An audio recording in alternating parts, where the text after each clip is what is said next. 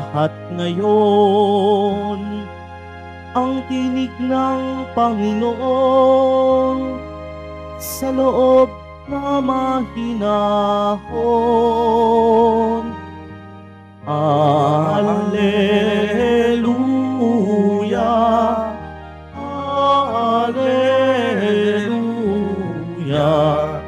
Alleluia,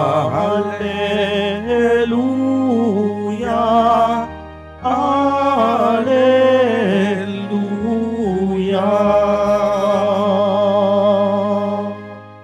Sumainyo ang Panginoon. At sumaiyo rin. Ang mabuting balita ng Panginoon ayon kay San Lucas. Papuri sa iyo, Panginoon. Noong panahong iyon, samantalang dumaragsa ang mga tao, sinabi ni Jesus, "Napakasama ng lahing ito. Naghahanap sila ng palatandaan mula sa langit, subalit walang ipapakita sa kanila maliban sa palatandaang inilalarawan ng nangyari kay Jonas, kung paanong naging isang palatandaan si Jonas sa mga taga-Ninive. Gayon din naman magiging isang palatandaan sa lahing ito ang Anak ng Tao. Sa araw ng paghukom, titindig ang reyna ng timog laban sa lahing ito, at sila'y hahatulan niya ng kaparusahan, sapagkat nanggaling siya sa dulo ng daigdig upang pakinggan ang karunungan ni Solomon. Ngunit hindi hamak kay Solomon ang naririto. Sa araw ng paghukom ay titindig ang mga taga-Ninive laban sa lahing ito at hahatulan ng kaparusahan, sapagkat nagsisi sila dahil sa pangaral ni Jonas. Ngunit higit na di hamak kay Jonas ang naririto. Ang mabuting balita ng Panginoon. Pinupuri ka namin, Panginoong Hesukristo. Magsiupo muna po ang lahat. Magandang umaga po sa inyong lahat, mga kapatid kay Kristo. Sa lahat po ng ating mga taga-subaybay sa iba't ibang online platforms at sa lahat ng ating mga kadiboto sa iba't ibang panig ng Pilipinas at maging sa buong mundo kung saan tayo ay naaabot ngayon ng ating live streaming. Mapayapang umaga din po sa inyong lahat. Purihin at dakilain natin ang ating Panginoon, ang mahal na poong Jesus Nazareno.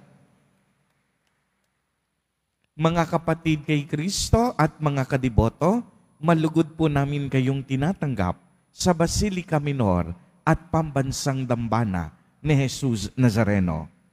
Ang kwento po tungkol kay Jonas ay matatagpuan natin sa isa sa aklat sa Matandang Tipan na nagtataglay din ng pangalang Jonas.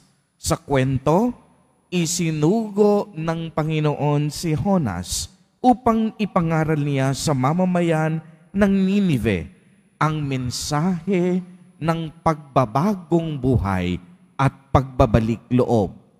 Nung una po, hindi agad sumunod si Jonas. Siya ay nagdududa at nag-aalinlangan. Ngunit kinalaunan ay nagawa na niya ang kaniyang misyon at nagbago ang mamamayan ng Ninive. Noong ipinahayag ni Propeta Jonas sa mga taga-Ninive, nagugunawin ang bayan nila pagkatapos ng 40 araw.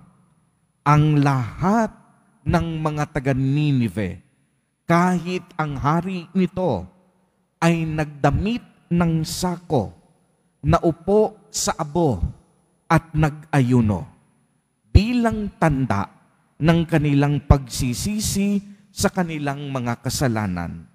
Dahil sa ginawang pagsisisi at pagbabalik loob ng mga taga-Ninive, hindi itinuloy ng Diyos ang kaniyang plano na gunawin ang kanilang bayan.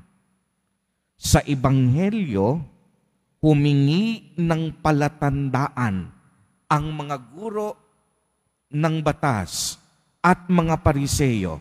Subalit sinabi ni Jesus, ang tanging palatandaan na ibibigay sa kanila ay ang palatandaan ni Jonas.